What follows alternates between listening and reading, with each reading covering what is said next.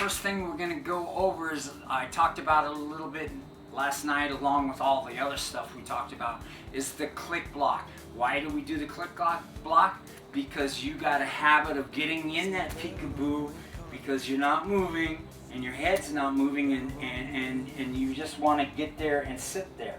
Okay, now it's okay, but it's going to wear your ass out. It probably does when you're in the ring. And people, as you found out, there's two things that can happen when I'm like this. No matter how low I am, no matter how much I got my chin tucked, two things that can happen is the bounce effect of the punch is going to knock my arms back. And the second thing that can happen is I can hook around those arms.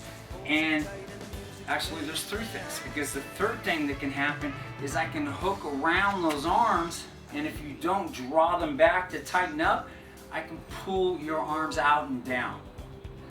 Alright, so, and you're liable to run into that in bare knuckling anyway. So what we want to do is get you out of that habit first and foremost, so you don't get crucified. You know, good straight right over the eye, and our right hook, our left hook, and God, I don't care who we are, it's probably going to be lights out. So we want to get rid of that. So with your habit already in there, because the first thing you're going to do is I do where you're at. So you're right here, and the punch comes in, and you stick your arms up, right? Okay, fair enough. A lot of pros have done that in their time. But in our venue, what I want to do is, if I'm you, and I'm trying to hit you, I want you to make me pay for having the audacity to think that I'm going to hit you, right? So how do we do that?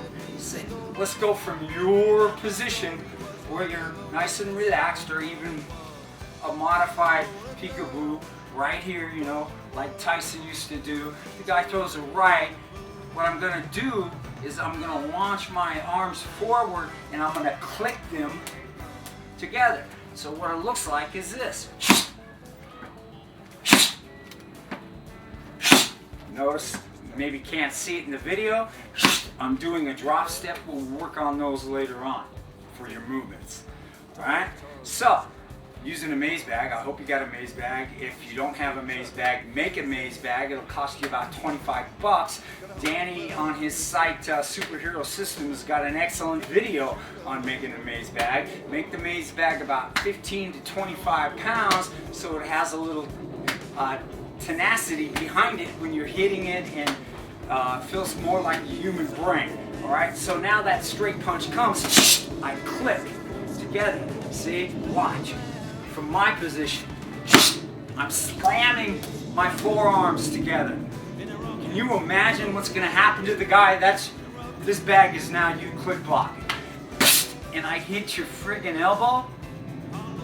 Ouch! It's going to hurt. So you want to practice that from a nice low position.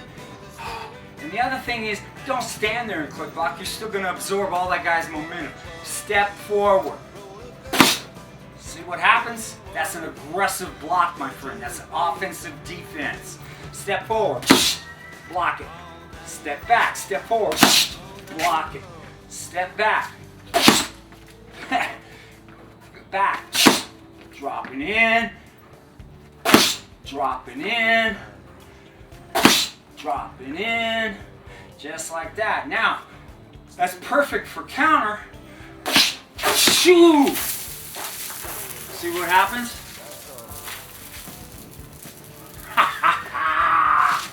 Can you imagine getting hit like that?